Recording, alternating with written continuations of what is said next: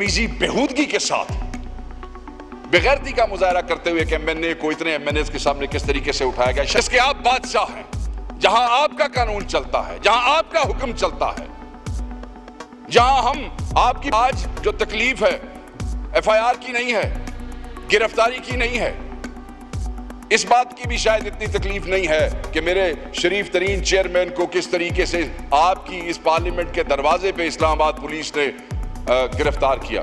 और हम अपनी वो जंग जो है, जो एक सियासी जदोजहद है, वो भी जारी रखेंगे और हमें इन पर्चों से, इन एफआईआर से कोई नहीं डरा सकता कि हम अपनी उस जदोजहद से एक कदम भी पीछे हटेंगे।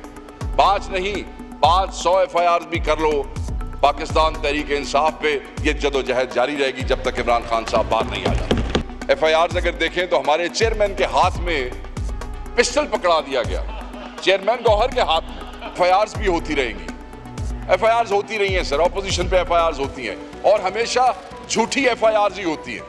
अस्सलाम वालेकुम नाज़रीन कराम, आपको मुकम्मल वीडियो दिखाते हैं। शेख वकास अकरम कौमी असम्बली पहुँचते ही शहबाज शरीफ और इस हुकूमत पर फट पड़े, हुकूमत का तिया पांचा करके रख दिया। 2 महीने के बाद शेख वकास की कौमी असम्बली के फ्लोर पर ऐसी तकरीर के सदियों याद रखी जाएगी। शेख वकास ने कहा कि मुझ पर एफआईआर कीगी, 1 नहीं 5 से एफआईआर करो, मैं डरूंगा नहीं, झुकूंगा नहीं, इमरान खान की रिहाई तक ये एहतजाज जारी रहेगा। वीडियो देखिए, फिर इस पर बात करते हैं। मैं भी शुक्रगुजार हूं अपने दोस्तों की तरफ से कि आपने जिस प्रेशर के अंदर ये प्रोटेक्शन ऑर्डर इशू किया है, मगर इन सारी चीज़ों के बावजूद सर आज दिल बहुत भारी है, बड़ी तकलीफ है। और तकलीफ इसलिए है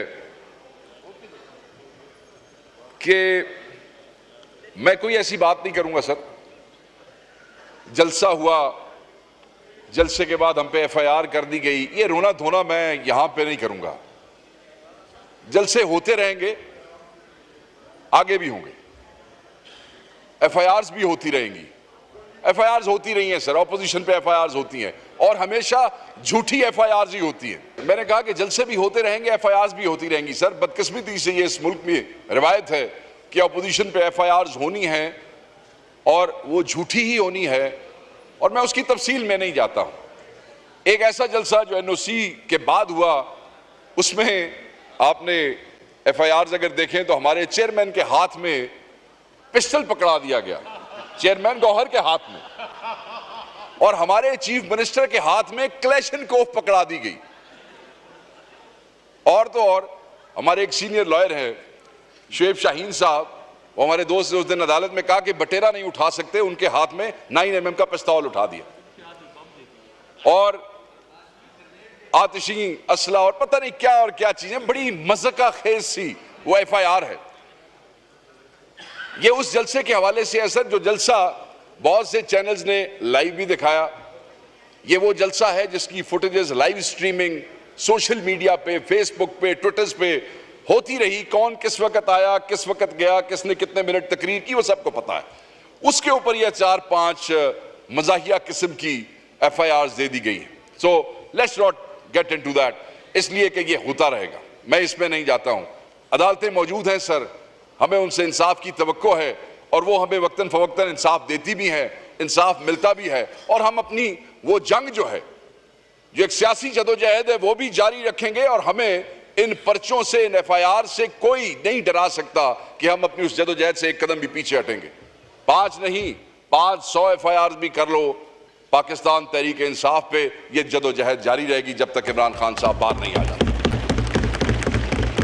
सर आज जो तकलीफ है एफआईआर की नहीं है, गिरफ्तारी की नहीं है, इस बात की भी शायद इतनी तकलीफ नहीं है कि मेरे शरीफ तरीन चेयरमैन को किस तरीके से आपकी इस पार्लियामेंट के दरवाजे पे इस्लामाबाद पुलिस ने गिरफ्तार किया। शायद इस बात की भी इतनी तकलीफ नहीं है कि किस तरह मेरे भाई शेर अफजल को इस पार्लियामेंट के गेट पे बदतमीजी बेहूदगी के साथ बेगैरती का मुजाहरा करते हुए एमएनए को इतने एमएनए के सामने किस तरीके से उठाया गया, शायद मुझे उसकी भी तकलीफ ना हो। शायद मुझे मेरे इस भाई जुबैर जो हमारा एमएनए है वजीरिस्तान से, कितने सेंसिटिव इलाके से, जहां पे पॉलिटिकल सिस्टम में आके इलेक्शन लड़के यहां पहुंचना ये कोई आसान बात नहीं होती। उसके साथ इस्लामाबाद में क्या किया इस्लामाबाद पुलिस ने, वो वजीरिस्तान जहां नफरतों की आग जल जल के कहां तक पहुंच चुकी, उस वजीरिस्तान के एमएनए के साथ इस गेट पे क्या किया, शायद मुझे उसकी भी तकलीफ ना हो। मुझे इसकी भी तकलीफ नहीं कि मेरा चीफ बाहर खड़ा इस्लामाबाद पुलिस के अफसरान को यह कहता रहा कि तुम्हें किस एमएनए की जरूरत है, बताओ जितने एमएनए अंदर मौजूद हैं, जिसकी तुम्हें जरूरत है वो बाहर आ जाता है, लगाओ उसको हथकड़ी और यहां से ले जाओ। मुझे इसकी भी तकलीफ नहीं कि मेरे चीफ विप को बार बार कहा गया कि तुम अंदर जाओ, जब कोई बाहर आएगा हम उसको पकड़ लेंगे। अगर मुझे तकलीफ है तो मुझे इस बात की तकलीफ है सर कि आपकी इस पार्लियामेंट को, जिसके आप कस्टोडियन है, जिसके आप बादशाह हैं, जहां आपका कानून चलता है, जहां आपका हुक्म चलता है, जहां हम आपकी पार्टी से हैं या नहीं, हम आपको काबिल एहतराम समझते हैं, हम आपके उन कवानीन के तहत चलने की कोशिश करते हैं, पार्टियां मुख्तलिफ सही, मगर आपकी इस क़यादत और इस कस्टोडियनशिप को मानते हैं। उस पार्लियामेंट के दरवाजे पे रात 11-12 बजे के दौरान ताले लगा दिए गए। सर एक आपको बात बताता चलूं, हमें यह बताया जाता रहा कि आपकी जरूरत है, किसकी जरूरत है, शेख वकास अकरम की जरूरत, ओके लेट्स गो, गिरफ्तारी देते हैं। नहीं, हामिद रजा की जरूरत है, जैन कुरैशी की जरूरत है, 3 आदमियों की जरूरत थी। आप तहरीक इंसाफ के इन दिलेर एमएनएस को देख लें, इनके नाम याद रख लें। ये जो बाकी लोग हमारे साथ पकड़े गए, इनमें से कोई एमएनए किसी एफआईआर में मौजूद ही नहीं था, और ये सब सर अपने अपने लॉजेस में चले गए थे।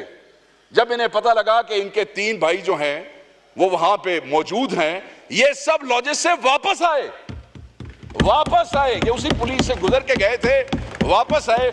मैं इन्हें कहता रहा, मैंने नसीम शाह साहब को कहा, मैंने अवैस जक्खड़ को कहा, मैंने अहद शाह को कहा, मैंने यूसुफ खान को कहा, मैंने जुबैर साहब को कहा, मैंने इन सबको कहा कि चले जाओ वापस, तुम हमारे साथ क्यों फंसते हो। और खुदा की कसम, क्या ये लोग हैं, इन्होंने कहा कि हम अपने भाइयों को यहां अकेला नहीं छोड़ेंगे। आपसे राब्ता हुआ सर, बार बार राब्ता हुआ, हमारी ख्वाहिश थी कि अपोजिशन चैम्बर खोल दिया जाता। सुन लें आप सब। नादरीन कराम, आपने वीडियो देखी, शेख वकास अकरम ने स्पीकर और शहबाज शरीफ को असम्बली के फ्लोर पर शर्मिंदा कर दिया कि किस तरह से हमें गिरफ्तार किया गया। क्या इसी तरह गिरफ्तारियां होती रहेंगी? इस मुल्क में आइन और कानून की पासदारी रखने वाला कोई नहीं। हमारी पार्टी के साथ जिस हद तक हो सकते थे इन्होंने जुल्म करके देख लिए, लेकिन हमारा लीडर ना ही इनसे डरा, ना ही हमारी पार्टी इनसे डरी, और ना ही हम इन लोगों से डरे, और ना ही आइंदा इंशाल्लाह इनसे डरेंगे।